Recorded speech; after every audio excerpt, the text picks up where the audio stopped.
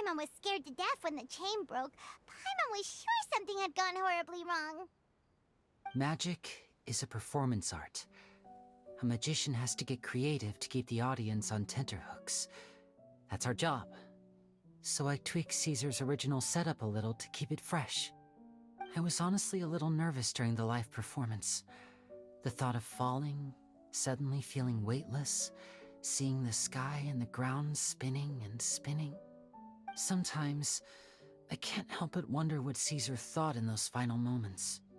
Did he regret taking Gemma and Lorenzo on? Or did he believe that it was his own slip-up right until the end? You know, Paimon's been wanting to ask you about something ever since we were in Caesar's workshop. You learned magic from Caesar once, didn't you? When was that? After I joined the House of the Hearth. To be honest, Lynette and I had an agenda when we approached him. I told you about my past before, remember? As a young boy, I survived by secretly learning magic from street performers. I'd watch their tricks and try to figure out how they were done. But I quickly realized that observation alone could only get me so far. What I saw was the polished final performance, but the rigorous training they put in behind the scenes remained invisible to me. I needed to learn how to improve my sleight of hand, hone my misdirection skills, and make niftier props. We were gifted enough that we'd made some progress by ourselves, but without proper guidance from a professional magician, we quickly plateaued. So that's why you sought Caesar out? Yes. We figured there was no harm in asking, but it took us by surprise that he was so willing to teach us. In all, we only spent 10 short days together, but he was very good to us. By contrast, we hid so many things from him. For instance, when he asked why I wanted to learn magic, I answered, "It's my passion." But in truth, there was already a lot more to the story by then. After being taken in by an aristocrat for our magic talent, then betrayed soon after, this was no longer about me doing what I loved.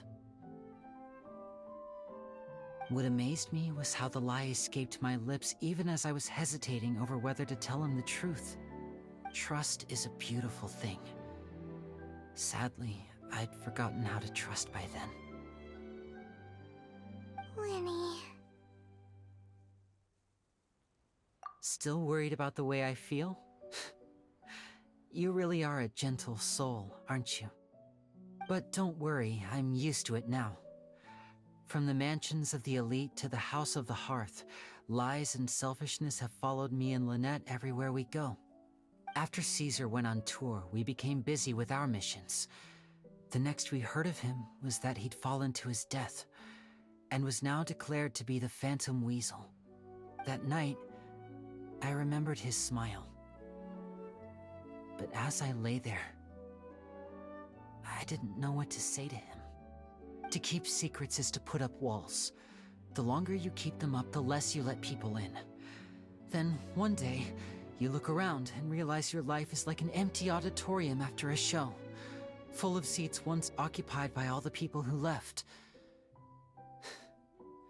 But I guess that's the price we have to pay. You only realize how much someone really meant to you when you lose them completely. That's why I was so confident this would hurt Gemma. Because I felt it for myself. Yeah, cheer up, Lenny. We've had to say our fair share of goodbyes during our journey, too. But whatever happens, Paimon always believes in what tomorrow brings. Delicious food, fun toys, and the Traveler by my side. Paimon just needs to focus on things like this, and all the unhappy stuff goes right out the window. You know, Traveler, doesn't that kind of make you Paimon's truth? Exactly. It's the same for me and Lynette.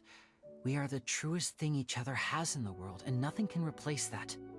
Life has taken plenty from us, like it did from Gemma. But at least it left us with each other. That's what gave us the strength to get through the darkest days. That's why the darkness never consumed me and why it never will.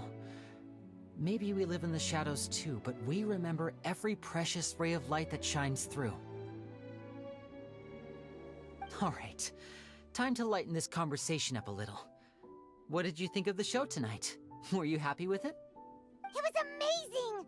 Paimon just wishes we hadn't been so distracted with the Gemma situation. We spent most of our time in the Opera House just talking and pretty much missed the entire first half of the show.